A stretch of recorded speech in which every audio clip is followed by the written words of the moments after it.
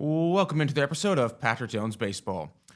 On this week's episode, we have Tyler Gillum. Tyler is the head coach for the Savannah Bananas, which I think is the best entertainment in sports. And we get into exactly what the Savannah Bananas are and what they do in this episode. And we also talk about Tyler's background. Tyler's actually been on the podcast before. When he was on prior, he was an assistant coach at South Mountain Community College. He's coached college baseball for 15 years, and I love talking with Tyler. I've loved following him because he has a growth mindset. He's always looking to learn. He's active. He gives back. He's someone who truly is selfless, and so you'll learn about his background in today's episode too.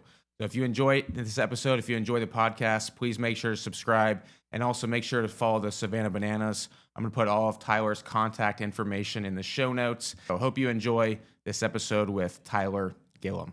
Tyler Gillum. What's up, baby? Thanks for coming on, dude. Good to see you, dude. Is this your first time in Cincy? It is, man. My first thought ever about Cincinnati was, one, Johnny Bench. Yeah. He's from Oklahoma.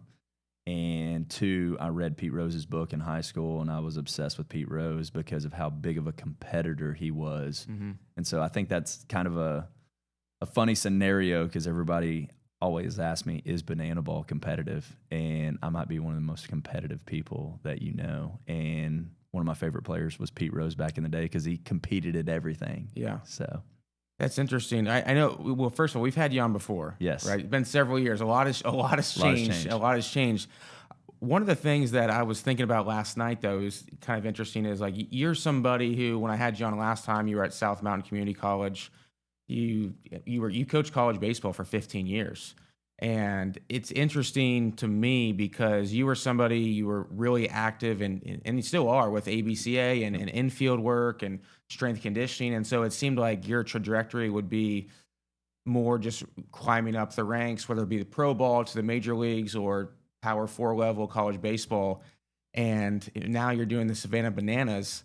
Why make that? Why pivot? Why pivot and go from this to kind of like it's an unsure path to get with the Bananas? it's a great answer. So in 2010, I set a goal to try to be a master coach, to be the best possible coach I could be. And I was in Oklahoma at that time. I was 24 years old. I wanted to be a D1 or pro coach. So I said, where's the environment?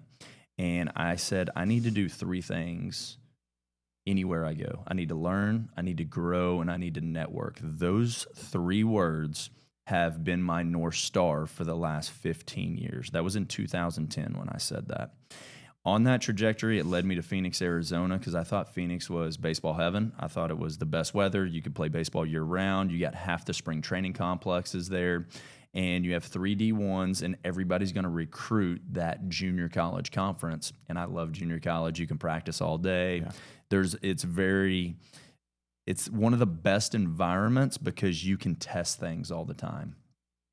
That trajectory was my foundation of testing and learning infield, base running, the growth toolbox, my classroom session that I created, creating cultures, because I was able to study the most amount of people.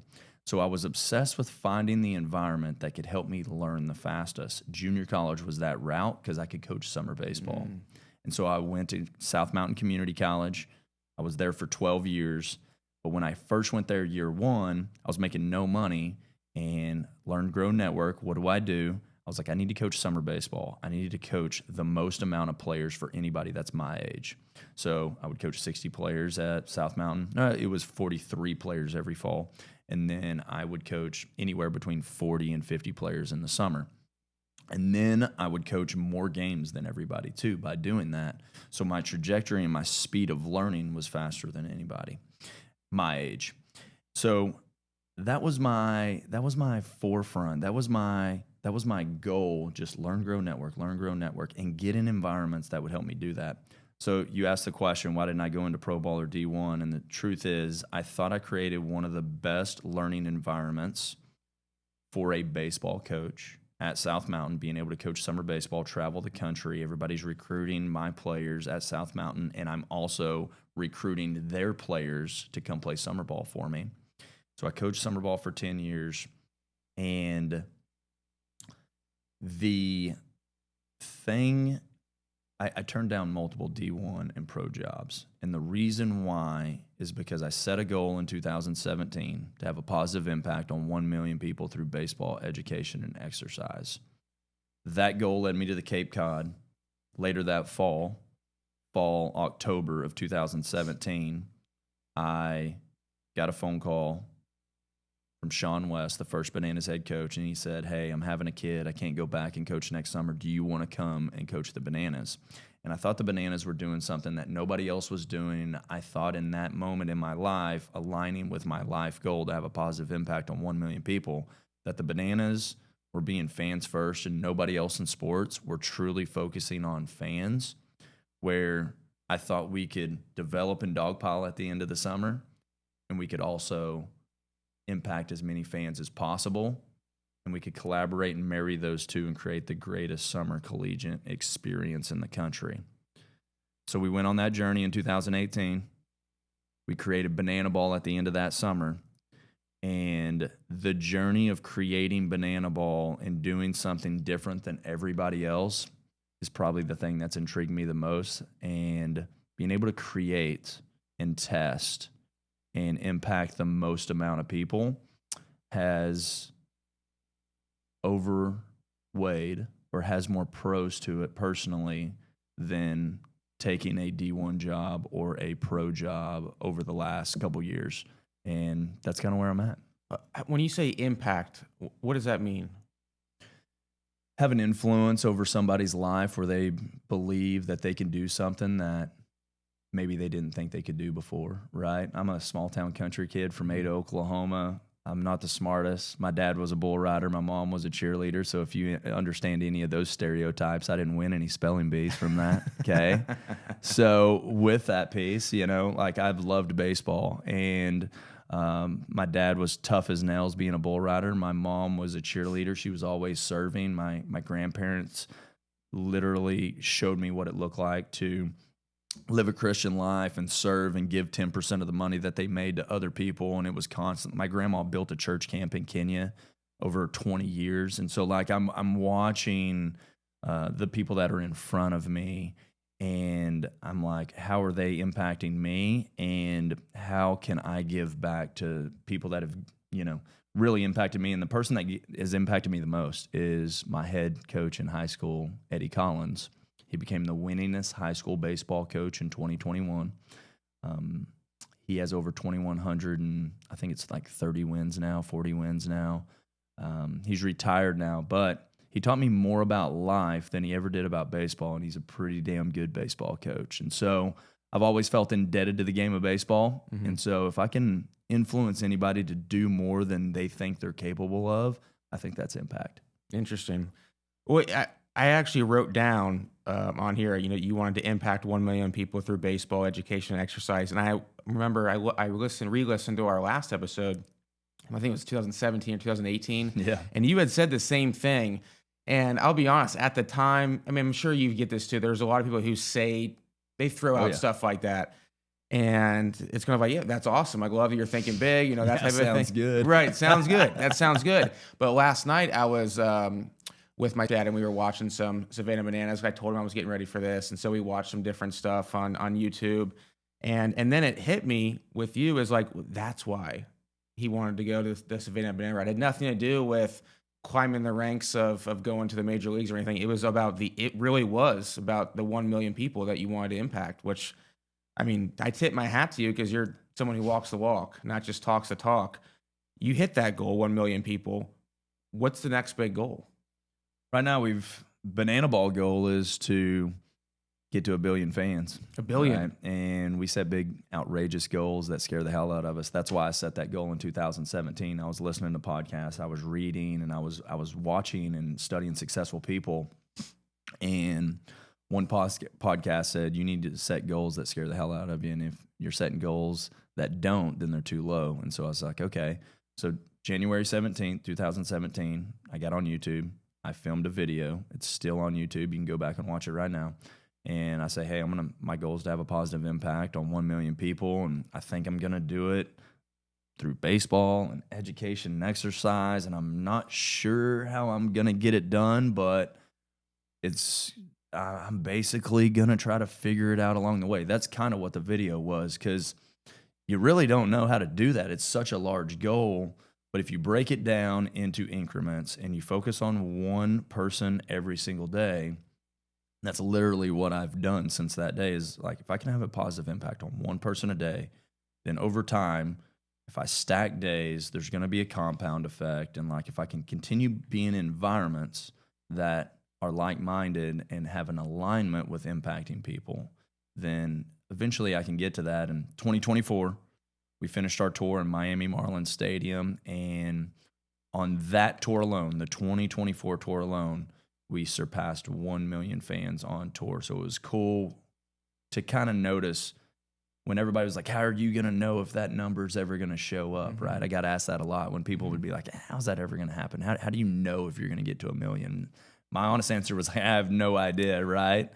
But the truth was, that was the first time it really showed up where I could really say, like, hey, there's 1 million, there's a number. So that was cool. But now we're trying to get to 1 billion fans. And personally, I'm trying to change that number. A lot of people kind of convince me of this is, you've hit 1 million, it's time for 10 million. So let's 10X. And 10X is what we're doing. And we're just going to try to keep that flywheel going. You mentioned one person a day is what you will try to impact. How do you, so when you wake up in the morning, I kind of want to get inside your mind. Like, how do you go about thinking about it? Is it just like you're looking for one person throughout the day to just make an impact? Like, how do you go about thinking about that? Great question. I've never been asked that question. So in the morning, I love to get up and move, whether that's walk, run, lift. I love doing the sauna. I love journaling. A lot of people followed my coffee and thoughts in the morning. Yeah, so that. I'll post out coffee and thoughts often, and that kind of gets my juices flowing. That gets my mental going. Part of what I think is important for all of us to start our days is living some type of gratitude. And I kind of learned this from multiple places, but John Gordon, author John Gordon, wrote a book called The Energy Bus, and he talks about gratitude walks in the morning. And so I always think that I need to send a thank you message to somebody, or send a, hey man, I really appreciate you message, whether that's text or video. I love the videos, and I love doing them as we travel the country in big league stadiums and football stadiums now, and send videos to former coaches or people that have impacted my life. And that's one way to start it. The next piece is I kind of start interacting with people throughout my day. So we all go through our day. Maybe it's the Uber driver that just dropped me off, or you're going by a coffee shop, right? Can you compliment something that they do, right? So an example with that to get the ball rolling is like, I walk in here, this place is awesome. I know it took a bunch of time, effort, energy, and vision to create this podcast room and all the people that were in the room. I was like, hey, this place is awesome. This place is great, right? I don't think enough people get complimented. And I talk about in life, we need to surround ourselves by uplifters that influence our big vision ideas instead of taking us down. But I also think we need to be the uplifter, and we need to put that out into the universe. So as we go around every day, I think you should compliment somebody. And then as we get into the team, my goal is to try to connect with all of our players at least once every day. High five, handshake, or hug is part of the banana culture with our fans, because we break down the wall between player and fan. But it's the same way with all of our players. It's, hey man, how you doing? Fist pound. Hey, what's going on? Life good? Need anything? Just those simple conversations. And if somebody is having a problem, how can you help them get over that hump with that, right? So those are some of those strategic ways that I do it every single day. And a lot of those happen organically, but I think it's important that you're intentional, sending videos, text messages every morning, and being intentional about trying to connect with people that are around you. I think the great part about what you just said is you don't know what type of day that other person's having, or what type of mood they're in, or, I mean, can I tell you a story? This is not baseball related at all. This is kind of a dark story. Honest, it is a dark story, but it made me think of it when you said that. Yeah, a buddy of mine. So I live on this street. The next street over is a coffee shop. Yep. Right next to that is like this little construction store type of thing, hardware store, and someone who owned that store would always go over to the coffee shop and would just yell at them Yep. because they were taking up their parking. And so just every day, so she'd come over there and she'd yell at him nonstop. And then my buddy at the coffee shop would obviously get defensive and yell back at her and always talk about how, how mean she was, and just was mean right back to her. And she ended up taking her own life. Oh my gosh. Yes. And he told me that story because he's like, that's a spot on the Wow. heart where it's like, I will never forget that just because someone's mean to you, just because you don't know what type of day they're going through. And so little stuff like what you just said right there, like no matter what, it's like you can just completely change someone. You don't know Yeah. what's going on deep down. So I know it was a dark story, but I think it is a little bit important. real. It's real. It's real. Like the impact. And even when people say that to me just randomly, it does make you feel good. So I think you're somebody who you have a growth mindset, right? You're a lifelong learner. And I've always respected that. I know that John Gordon, somebody that you've talked about a lot. What's the most recent lesson you've learned from John Gordon? Recent lesson from John Gordon.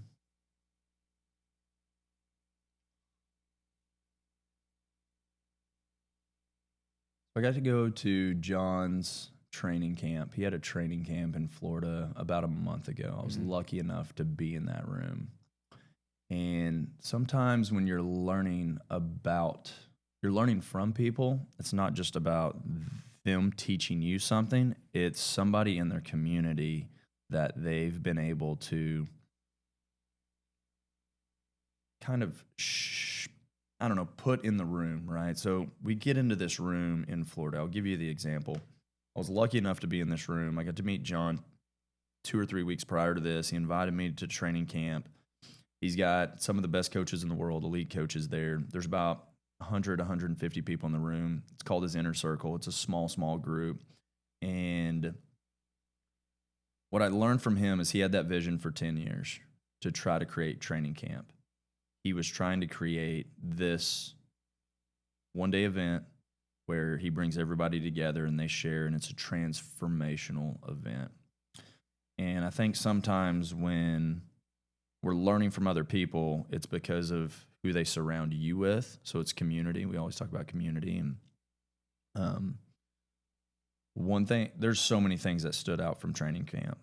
But the one thing that off the top of my head right now, as you tell me that story, every one of those coaches at training camp was vulnerable. They all told some of their darkest moments.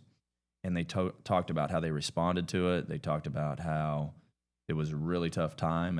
At times, all of them were thinking about quitting and imposter syndrome and all of those things that we go through. Trent Dilfer was there, quarterback. He's there talking with Mac Brown. And Trent started talking about storms. And one thing he left me with, and I've wrote about this over the last couple of weeks, is we're all going through a storm. We're just in different pieces of the storm. Either you're going into the storm, you're in the middle of the storm, or you're coming out of the storm, but we're all in the storm. And so too many times in life, we always worry about the problems that we have. The problem is we think we shouldn't have problems, right? That's one of my favorite quotes. The problem is we think we shouldn't have problems. Problems are a part of the journey. It's trying to teach us something in those moments. And so it's how you respond in the storm, and it's kind of calm in the chaos. So I love being in that storm, and I love being able to try to respond to it. And I love trying to be the calmest in that storm. If anybody comes and watches our banana ball games, the music never stops. There's things going on all over the place. There's like 5 things at once. Everybody's like, dude, how do you manage in this? How do you operate within this? There's so many things happening. And I call it trying to keep your 7. So on a scale of 1 to 10, a lot of times we get in adverse moments and we go all the way to 10, and that becomes angry or frustrated, or you're in an environment where you're out of control, but you got to try to get back to control. 2017, I was sitting at ABCA, and Tim Corbin, one of my favorite coaches of all time, head coach at Vanderbilt, told a story about get back to the middle. Okay, get back to the middle. And the story was this: through life, there's celebrations and there's devastations. But we always want to feel like we need to get back to the middle because that's where we're the most calm and that's where we're the most comfortable. And he compared it to life and he compared it to baseball. So he said, our goal is always get back to the middle because that's where we operate the best. We're the most comfortable and we're the most present. And so he goes, in times of celebration, he goes, we won a national championship. I was doing podcasts and interviews and videos, and like there was all these things going on. There was all these celebrations, and after 2, 3, 4 weeks, I was like, man, I just want to get back to like my normal, recruiting, getting back to that norm. Yes, I love the dog pile and I love the celebration, but after a while, you're like, okay, I just want to get back to my day to day, right? And he goes, then there's extreme devastation, and we've all experienced that, whether that be death or the loss of a loved one or something that's that's really struck us. Maybe it's the loss of a job or whatever. And he said, you're in that moment for about a week. And he goes, we lost a player a couple years ago, and all of our team was in extreme devastation. We were struggling. And man, you just want to get back to that norm, get back to the middle, right?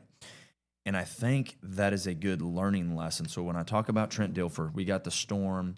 We talk about how we're handling the storm, how we view problems. Problems are a part of the journey, and how are we going to respond? It's trying to keep your 7. It's trying to be calm during the chaos, but always remember everybody's going through the storm. So you talk about the coffee shop and people that are going through it. You don't know what they're going through, and you can be a light in their life by how you respond. And so I always try to lead with love. Sometimes it's love tough. Yeah. And it reminds me that our favorite people, our favorite coaches, our favorite leaders, our favorite teachers growing up, we love those people because they loved us first.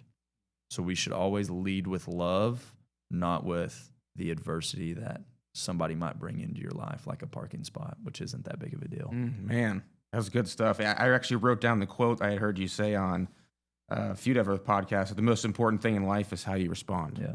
I love that. Yep. That's everything. And you talk about a lot of that stuff right there that you just said.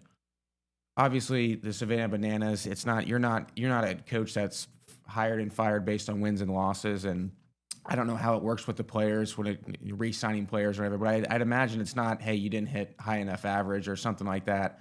But I'm sure that there's certain things that they go through too on a daily basis. Like, what are some of the challenges that the players go through throughout the season? Like, I'm just curious to hear like what the typical day is like just from a player standpoint. Yeah, so everything we do is fans first, and we break down the wall between player and fan. And so in order to connect with the most amount of people in football stadiums and baseball stadiums, it makes for a long day. So you have to be very strategic. You have to be selfless because we're going to be giving a lot of our time to fans. If you look at kind of how our day's set up on a football stadium, we just played the Carolina Panthers stadium. We sold it out 2 games, 150 total, 1,000 fans in 2 games, most fans we've ever played in front of. People start showing up and tailgating in the mornings. We arrive around 10:30.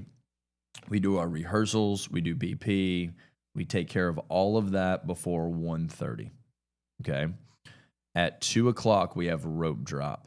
Rope drop is where we basically scan tickets in outside of the stadium, and then we kind of have a front plaza area where we invite fans in. We have a stage, we have our band playing, we have music playing, and then our players come out from 2 to 3 o'clock and we sign autographs. So the Bananas for 30, 45 minutes, and then our opposing team, whether that's the party animals, the tailgaters, the firefighters, they'll come out at around 2:30 and sign for 30, 45 minutes, okay?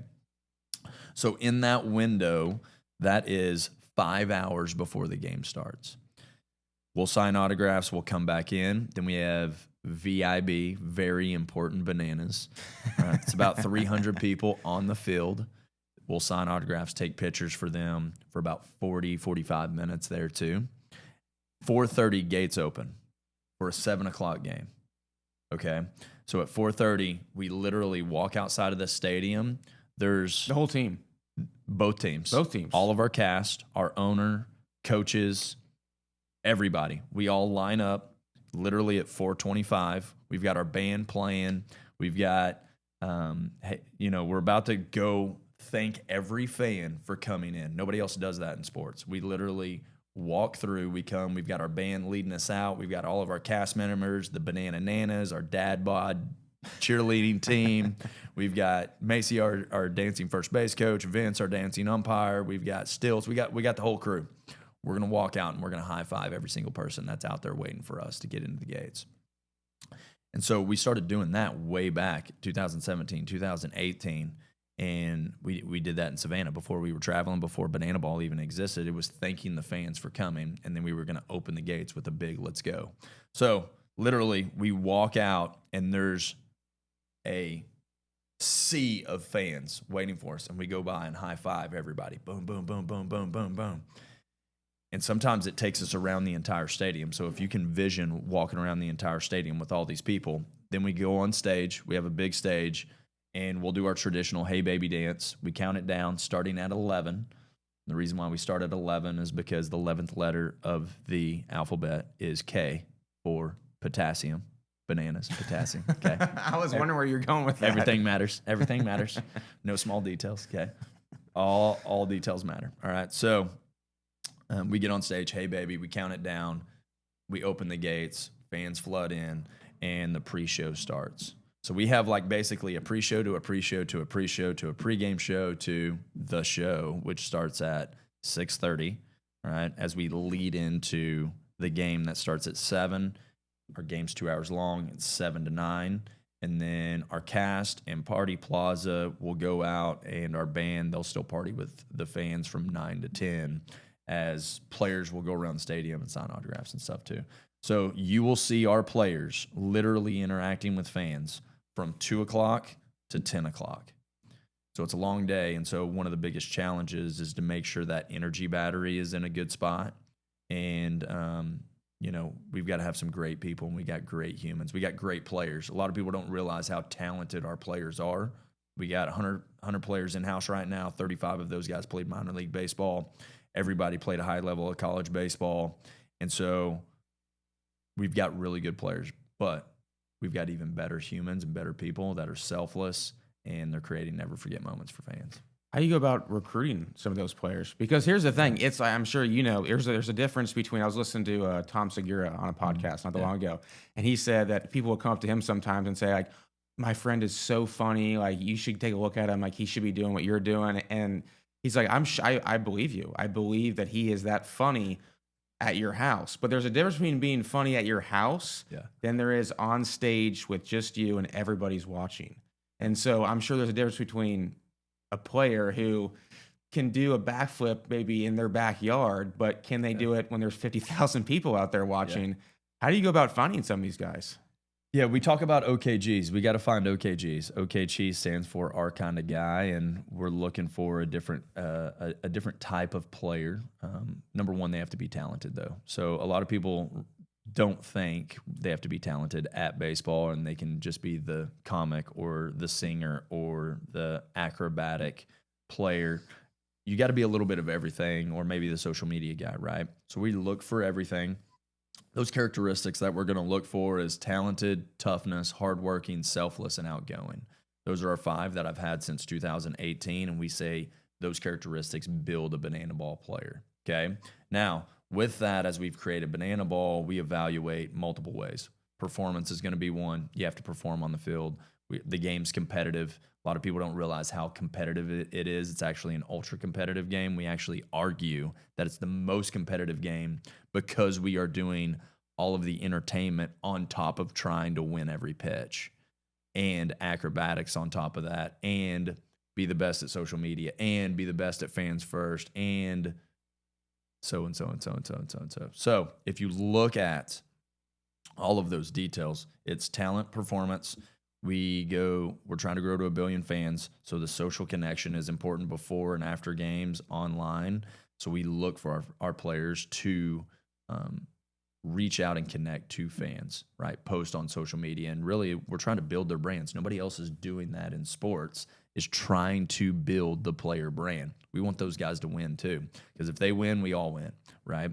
And then the other piece is entertainment. How well do you entertain on the field, on the broadcast, mic'd up? Do you have a character? Some of our players have characters like Dustin Baber of the Party Animals. He dresses up like a leprechaun. He's got some leprechaun dances. You've got Reese Alexiadis. He dresses up like Superman. We've got all these different characters because when we started building Banana Ball, we said when fans come watch us play, we want that little 8, 9, 10, 12-year-old to go back home, and when Halloween rolls around, we want them to be able to dress up like us. And if we can do that and create characters, then people can create never forget moments, and they can be like, dude, I want to be Bill Leroy. I want to be Coach Rack. I want to be Jackson Olsen, Ryan Cox, Kyle Jackson. And so we evaluate with that entertainment piece, that social connection piece, that performance talent piece. All of those play a role in recruiting and also evaluating as we move forward too, as we create the Banana Ball Championship League. But overall, we recruit just like anybody else does. Any other pro team, we have all of our college connections. If players are looking to join us right now, we have tryouts. We've got one coming up July 28th in Philly. We've got multiple other tryouts happening at the end of September, and then October is going to be our big 4, 5, 6 city tour of tryouts that we've done the last 2 years. So we've went to Dallas, Nashville, Kansas City, Phoenix, LA to go find the players that are currently playing for us right now. So we'll go to those locations, recruit those, put on a Banana Ball tryout, which is not your normal tryout, and then offer those guys contracts. I did see someone made a vlog of they went undercover at the Banana Ball. I think it was in Nashville at Vanderbilt, and so I saw it is. It's unlike you're not running the 60 right out of the gate. You're doing some other stuff. I love it though. How long do players usually stay with the Bananas as a player? As a player, yeah. Well, you've got Kyle and Bill Leroy that are our longest tenured players. They've been with us for 7, 8 years now. So. When I took the head coaching job in 2018, Bill and Kyle were a couple of my first recruits. They both came on as temp players. They were supposed to be there for 10 days, and they ended up staying longer, and then they became, in 21, our first full-time players for Banana Ball. So they graduated college. They joined us in 2021, and we signed them to full contracts. They were doing multiple things. They were helping us grow the entire organization and business. They were running all of our camps. They were there, boots on the ground, creating content full time as we built Banana Ball into a world tour. Now they're still with us. They both lead us in multiple ways. But we have guys that have been with us for multiple years, and we don't really release guys a lot right now. A lot of guys stay with us for a long time. We have 100% return rate. Guys want to be back with us. And our goal is to create the most talented and entertaining players in the world and move the needle of Banana Ball so everybody sees it as the greatest show in sports and the most competitive and entertaining sport in the world. So we're building towards that, and it takes great people and having those people around for a long time. So we've had some players around for a long time. Talk about the owner, Jesse Cole. Why do you what makes him different than anybody else? I feel like he's the perfect guy to run the show here. When you first met him, did he have this vision even back then? 2017, we jumped on our first call. He just wrote his first book called Find Your Yellow Tux, How to Stand Out of the Crowd. And we jumped on this Zoom call, and he said, I want to create the greatest show in sports. The vision was clear. He said, I want to make baseball fun. I want to be fans first in everything that we do. And so that definitely aligned with everything I was trying to do, as I just set my life goal to have a positive impact on 1 million people. A lot of people don't move as fast as he does. So his rate of speed of discipline, that's one thing that I think separates him more than anybody. He gets up, runs every morning, writes 10 ideas down every morning. He's been doing that since 2016, 17.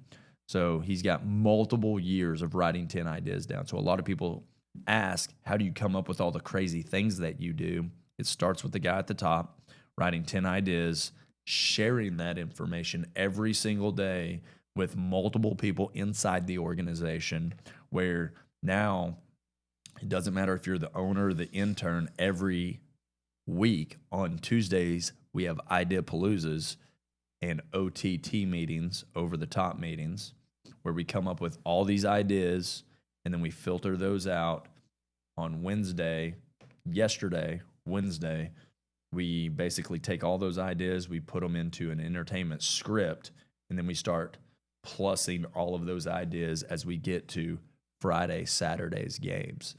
But it all starts with Jesse Cole waking up in the morning, being highly disciplined, and all the things that he's doing. This dude moves faster than anybody else, but having a relentless vision and the ability to overcome all the naysayers is what I respect more than anything. I've watched him and Emily Cole, his wife, get told that they were stupid. It's never going to work. As soon as we created the Savannah Bananas name, everybody said, this is stupid. It's not going to work. There was literally 6,000 plus comments saying this name's not any good. Why would you name it a stupid fruit? This is not a minor league team. This is, I don't know what this is. Literally everybody. So I like going back and looking at that Facebook page all the time. That's good ammo, right? And literally still today, people continue to say, oh, this doesn't work. This isn't, whatever the comments are, right? And I've watched him stay true to his vision every single day and be disciplined to put the work in, move the needle, connect with people, share the vision, and then do the work that it takes. And then here you go. He's been working on this for 15 years. A lot of people think this is an overnight success, right? He's literally been working on this for 15 years. Before the Bananas existed, he was doing some of these entertainment type things in Gastonia, North Carolina. And so that journey is probably the thing that impresses me the most, but rate of speed, discipline, and the ability to keep going when everybody says, that's not going to work, or you're stupid, or whatever the thing is. I've watched them continue to press forward because they knew fans first would work, because it's all about taking care of people. And if you could do for one that you wish you could do for many, and you could do that every day, the compound effect works. Yeah, compounding definitely does work. And I they were 60 minutes. They did 60 minutes at a session on him. I think it was last week, and the whole Savannah Bananas and some of that stuff was in there. I definitely recommend people go watch that. When you say rate of speed, what do you just mean, like him making decisions, or what do you mean when you say rate of speed? Yeah, I think the best CEOs, the biggest companies, the people that are able to achieve at a high rate, they make decisions faster than everybody and they move. So we call that a speedboat. We're a speedboat, not a tugboat. A lot of big organizations, whether that be in college, pro ball, any big, huge organization that is scaling and growing, you have multiple people. In order to make a decision and change something, it usually takes multiple. You have to hop through multiple things. You have to cut a bunch of red tape. Major League Baseball changing rules, for example. If you come up with one rule, it might take you a year to pass that rule. With us, we are a smaller group. We created Banana Ball. We control everything. And so if we want to change a rule, we can change a rule this weekend, right? And we can move really fast. And I think we are a speedboat versus a tugboat, because when you get friction involved and you get people that don't have a fans first approach involved, and maybe it's about money or something else, you become a tugboat. And we'll never be a tugboat. Everything we do is fans first. Everything filters through the question, is this fans first? And 2 words can literally control behavior, whether it's the first week you're in the company or you've been a part of the company for 10 years. You can literally act and behave properly. Example, in Cincinnati, we're going to hire probably 300 game day staff. And when they show up for the first time today or tomorrow, we're going to talk about being fans first. We're going to tell stories about being fans first. And the 2 words and the stories can lead behavior. And that's what creates culture. When people show up and you go, hey man, how can I help you? And we have a saying called listen carefully, respond creatively. So if you can listen to fans and you got that little 8-year-old that's like, man, I wish I had a signed autograph by Ryan Cox, as an usher or a ticket taker or a merch lead, whatever your role is, concession stand worker, whatever your role is in the organization, you have the influence and you have permission to go make a never forget moment.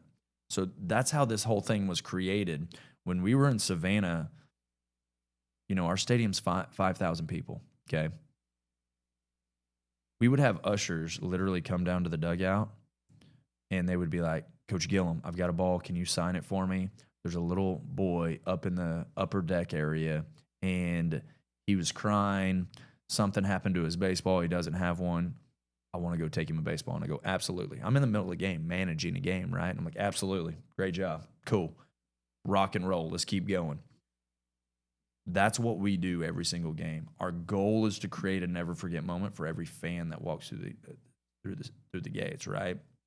And so if we can give permission to everybody that is part of our organization to create fans first moments, then that means we can create never forget moments for more people. And then those people become your best marketers, right? Everybody talks about, buying ads and billboards and commercials and all that stuff. Our goal is to invest into our fans, create never forget moments, entertain our fans. If they leave with an experience they've never felt before, the best experience in sports, then they're going to go tell their friends about it. And they're going to go, you'll never guess what happened at a banana ball game. And then that becomes the demand and drives traffic because people have never forget moments and never forget experiences. I think that's why maybe you're the perfect guy for the job, because how many of the head coaches, if they were interrupted during a game, would be like, not the time now, not the time to sign autographs. So I think that's incredible, man. And you guys are selling out like crazy right now. Like, you're in Cincinnati. Aren't both games sold out? Yeah, we've got 3 million people on the wait list to get tickets. It's insane. 3 million. Yeah, 3 million. 3 million people. We're playing in 17 major league stadiums this year, 4 football stadiums. We'll have 2 million total fans on tour. And so how people get tickets is you got to go on our website. We have our own ticket platform that we created that is fans first. We don't have any fees with it. We don't have any taxes with it. We literally pay the fees and taxes for our fans. If you get merch from us, we're going to pay your shipping fees. Everything we do is fans first. Now, a lot of business people say, you're stupid. Why wouldn't you do that? You're throwing away a lot of money. We literally pay millions of dollars for our fans. We think that's the best way to do it. And we're trying to build long-term fans over short-term profits. A lot of people are just worried about short-term profits. We're trying to build a league. We're trying to not make the next $25. We're trying to exist for the next 25, 35, 45 years, right? So we're thinking long-term. So the best thing in long-term is take care of the people that are in front of you. And me being from a small town, what does that look like? It's the guy that says, you know what, that guy's legit. He'll give you his shirt off your back. If you need something, he's going to be there for you. Right? And you're creating that community and the environment. That's what Banana Nation's all about right there. So the wait list is long, but if you get on our website, we are going to announce our 2026 schedule in October. Okay. After that announcement, our lottery will be open. People will be able to go into our lottery system and put their name in for a city. And then from there, we basically leave it up to a lottery. And some of these lotteries for, like, let's say Cincinnati, it has over 200,000 people in that lottery to come to these 2 games. And there's only 70,000 tickets available, roughly around, let's see here, it's 45,000 fans. So we've got 90 fans this weekend is the number. That's crazy, man. Yeah, 90,000 fans. That's Brian crazy. was in here. He is at the studio too, owns the studio. And he was saying the only other time that Great American Ballpark sold out is opening day. And he said the only the time after that is the Savannah Bananas. Yeah. That's the only other time the Reds stadium is ever sold out. Is either it's Savannah Bananas are here, which is this weekend, or opening day. And that's the truth for the last 20 years. That's the way it's been in Cincinnati with the Reds. And here you guys come in town and just take over. It's awesome. It's wild. And something we talk about all the time is Banana Nation. Every day is opening day. You know, you talk about that with your players with the mindset of like, hey, every day is opening day. And we actually say every game is someone's first banana ball game. Every game is someone's first banana game. And so you have to have that mindset, right? We can go around the country and sell out all these games, and just like anybody else, like you can get into this routine of just like, oh, it's just another game. It's not just another game. It's literally somebody's first game. And that little boy, that little girl that is coming and showing up for this game, they've been waiting to come to this game for 3 years. Every game somebody says, like, I've been on the list for 2-3 years. This is my first game. It happened last weekend in Carolina at the football stadium. You know, and it's their Christmas present. It's their birthday. This is their event. Literally, people plan their lives, their entire year around when the Bananas are coming to town. And so we have to bring it every single day. We have to show up every single day. It's not just another game. It's important to people. People matter. People care. This is a thing. Literally, people. I had a lady come up to me this past week, Patrick.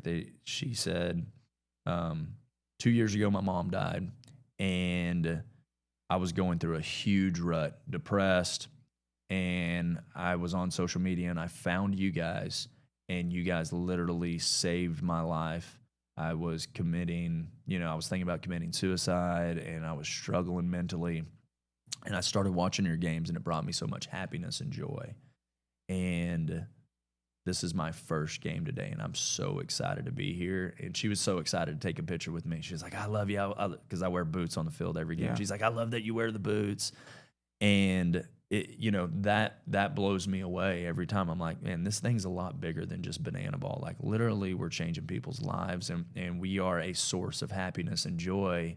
And so our responsibility is we have to show up and get after it and compete and put on the greatest show in sports, because literally lives matter. Yeah. And you're so saving lives. I mean, that's crazy. It is right there. What a story. It is much bigger than anybody, and even the game of baseball in general. Like, if you guys are doing that.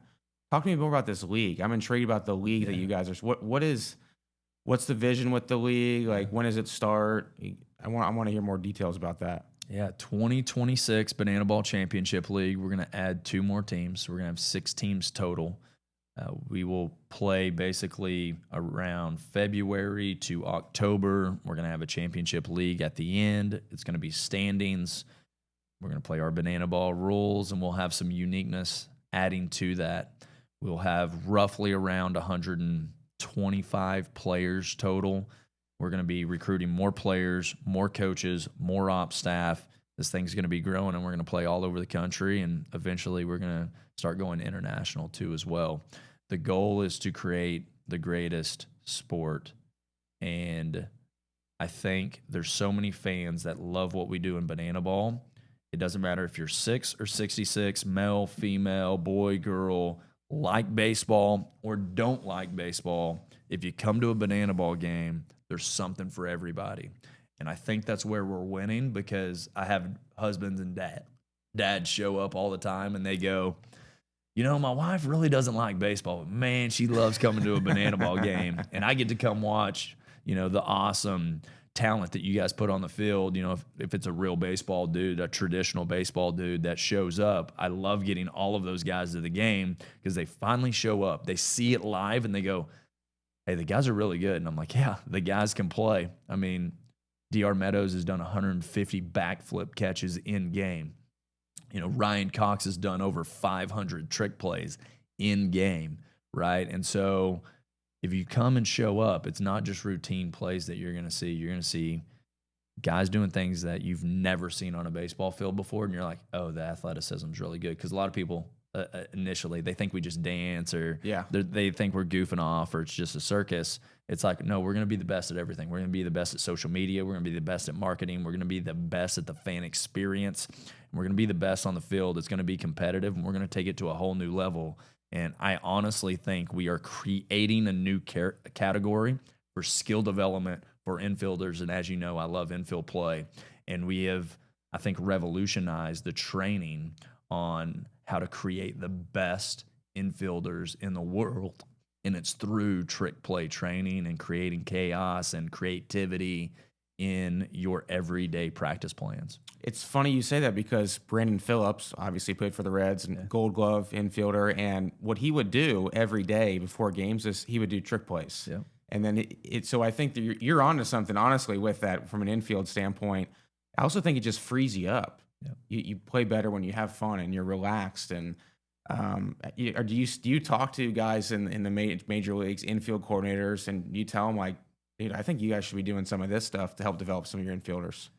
Yeah, we've actually had some infield coordinators say they started implementing it within their minor league complex teams, their younger guys. What I see a lot is as we grow as infielders from youth baseball, what we're cued and taught a lot is get in front of the baseball, two hands, square it up, and we highlight toughness of balls hitting off your chest, stay in front of it, take it off the chest and throw it, right? And like I love the toughness piece and like that there's something there, but what happens when you get older and you just try to square the ball up, only use two hands and just knock it down, that doesn't play at the higher levels, right? So you have to evolve. And what happens is a lot of kids get into high school and they get into college and they become very two-handed and they're going to square up everything, which when you try to adjust to different hops and speeds of ground balls doesn't give you any adjustability. You literally get stuck with in-between hops and then you'll see a lot of errors.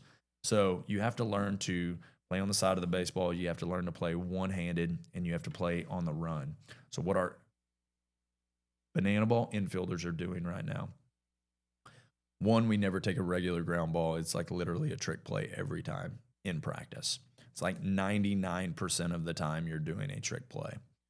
What I've watched over the last 2-year period is guys that were two-handed infielders now almost only play one-handed because if you're going to do a trick play in banana ball, you can't do it being two-handed all the time. You have to learn to adjust, and you have to play on the run.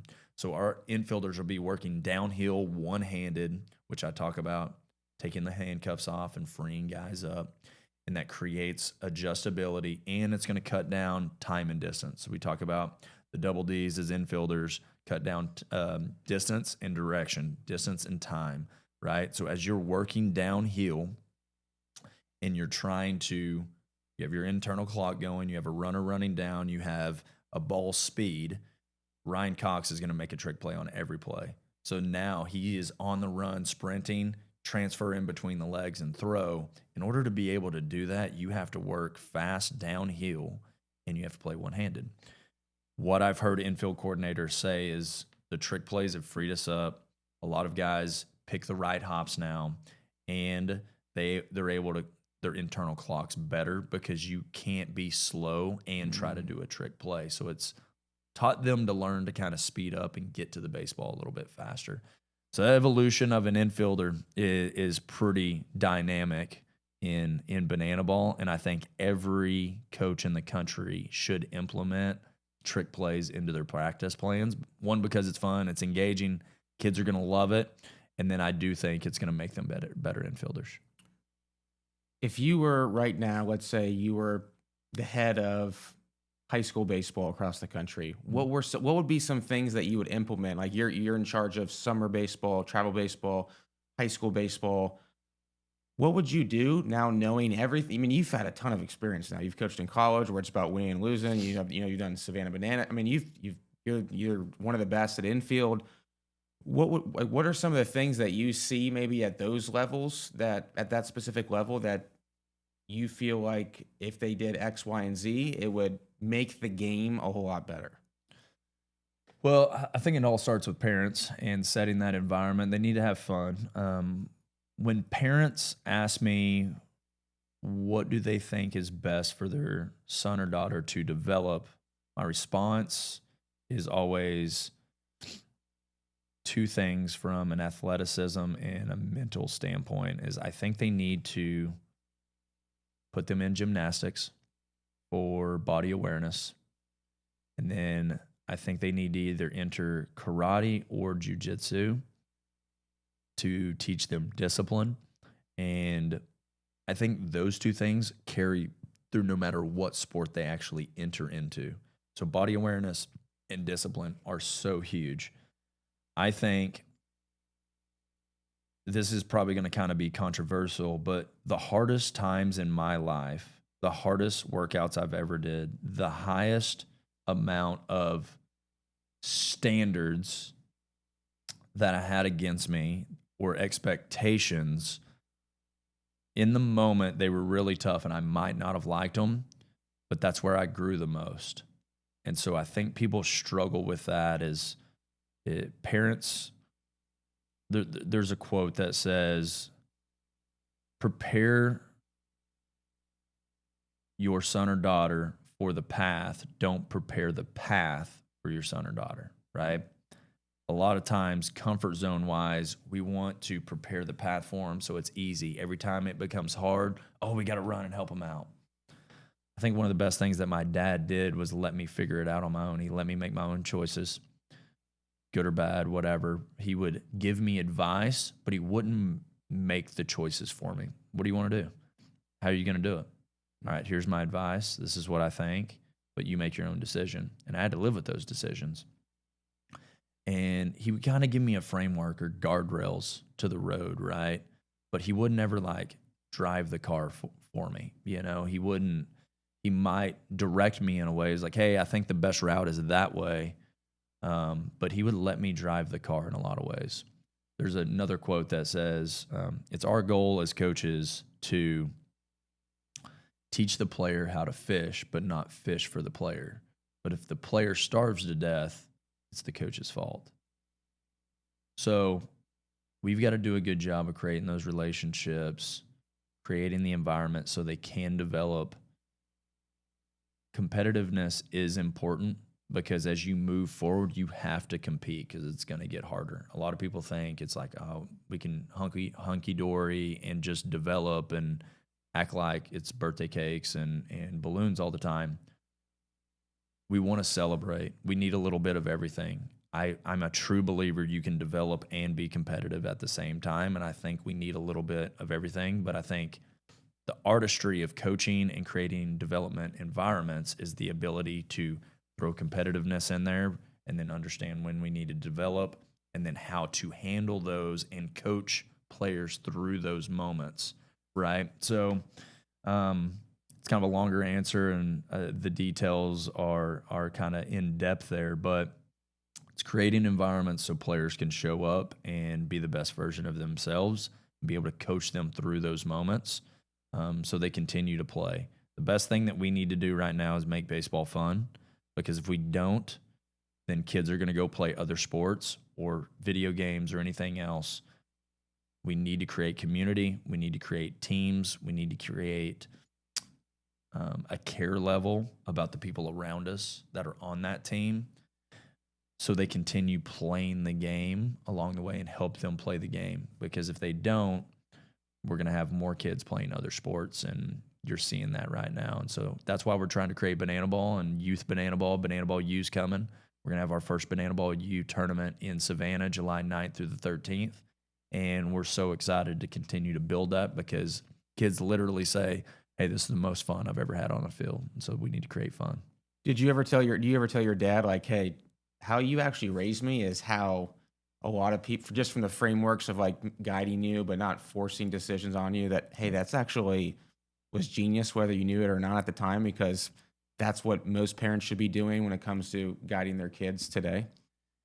Yeah, it's hard. There's a lot of pressures in society. That's the real thing, you know, like the way my dad raised me, a lot of people looked at it as like, man, he just lets him do whatever he wants to do. He can, you know, I didn't have a curfew. I could drink or not drink. Like I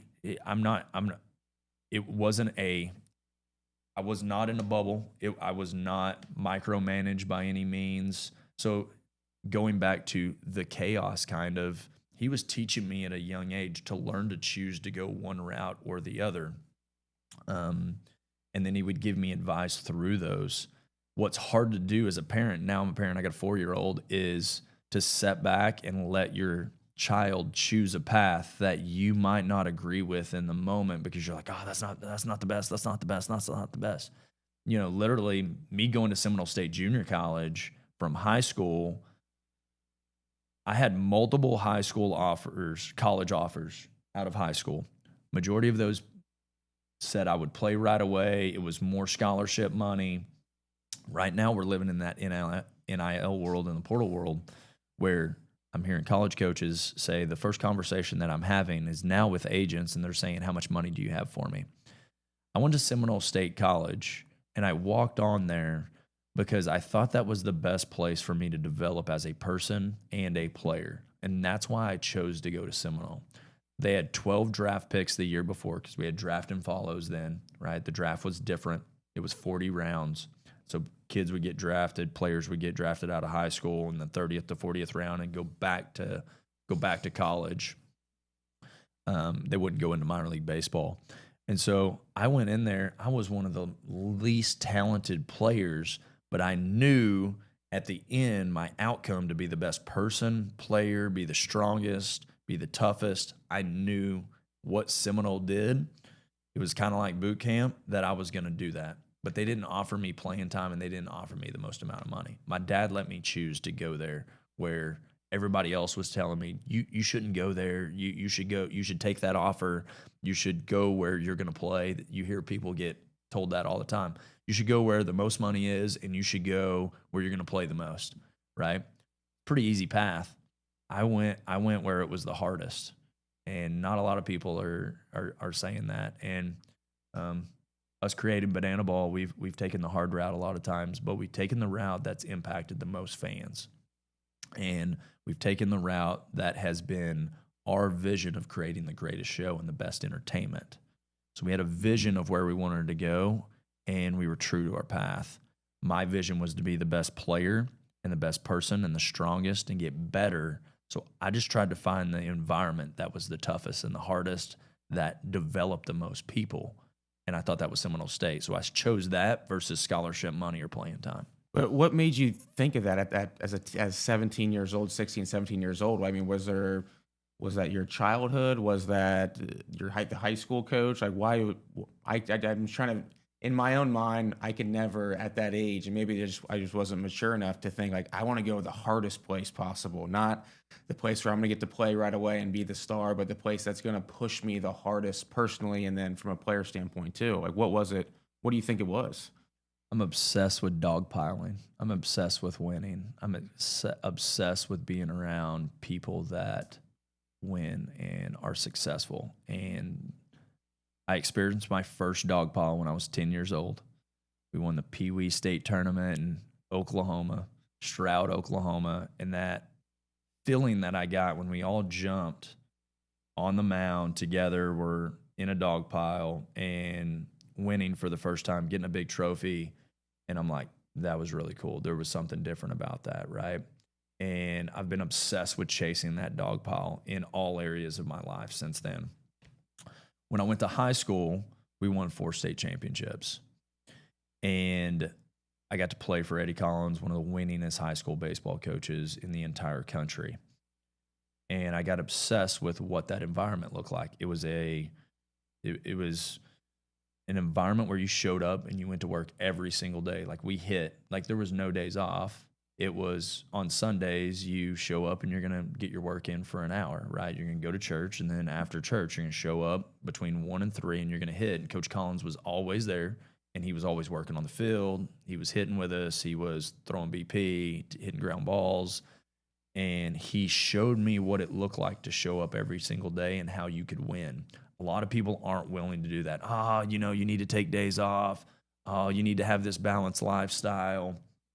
I love people that are completely obsessed. Seminole State Junior College was completely obsessed with creating the best players, working harder than anybody else. And I got an opportunity in my junior and senior year to go lift with those guys. I went and did morning weights with those guys. I went and did what we call burnouts. It's basically a 45-minute circuit where you feel like you're dead afterwards. But there was an environment that I walked into that and I'm like, this is what winning looks like. And they won. They were the winningest junior college in the entire country. And so I want to be surrounded by winners. And what that looks like is not everybody's willing to do what it takes to win. They're not willing to go through the molasses. They're not willing to go through the mess. They're not willing to wake up at 4:30 in the morning. They're not willing to go through all the adversities or all the naysayers. And I've went towards that instead of away from that. I've honestly never chose the easy path. I've chose the most fun path, the most creative path, the newest path. And, even with the Bananas, when we were at the very peak of where we were in summer collegiate baseball, we won more games than anybody else in the CPL. We won 3 CPL championships. We had 35 guys that played for us that got drafted. A lot of people don't know that. We won more games than everybody else, and we were entertaining more than anybody else. And we saw banana ball was a need. There was a demand. There was traffic towards it, and it was creating never forget moments for fans. And it was the best version of what we thought for a sport, entertainment and competitive. And we said, we're going to disrupt ourselves. When everybody said, you should stay in your comfort zone. We're like, how do we do more? How do we plus it? And that's one of our principles with the Bananas is always be plussing. We always want to plus it. So I'm obsessed with the environment, with plussing it. Seminole did that for me early. That transition was always, I just thought they outworked everybody. And I'm obsessed with dogpiling. Oh, love that. Well, dude, we've been going for well over an hour now. So I know you've got, now I know why these like in-person video podcasts with Rogan, all these, like you can do 3 hours. Cause I feel like I keep talking with you for another couple hours, but I know you got work to do, with the Bananas. So I appreciate you coming by. It's been a ton of fun to see you. Dude, you got a fan for life here. You the man. Yeah, I really do. I think I'll put a link to a couple of the other episodes that you've been in, other podcasts, because you're on Brian Kane's podcast, Jim Rome as well. And you got even, we didn't even have really a lot of time to get deep into your background, but I think quick story. So you talked about stories, the importance of stories. I didn't really ever understand that until I watched the movie. You ever seen the movie Ford versus Ferrari? I haven't. Well, I just saw it recently. And I always think before, like Ford, just like it's kind of just a regular car and whatever. And if you give me the choice between buying a Ford and Ferrari, and money was an issue, like give me the Ferrari. Right. After the movie was over, I was like, I want that Ford because of the story and the background. And so, like, actually, when I listened to you it was actually Brian Kane's podcast, talk about your own background, I was like, I like that. I felt like I was rooting for you because I knew your background. So, appreciate that. Appreciate you, man. Best of luck to you. I know it's your first time in Cincinnati, so hopefully you love it. I know it's different from where you are back home, but thanks again, man, for coming on. Man, thanks for having me. It's great to do this again, and always thanks for talking shop. And let's do it again sometime. It's gonna be fun, man. Let's do it. Cool. Good. Awesome. That was good stuff. Yeah, that flew by.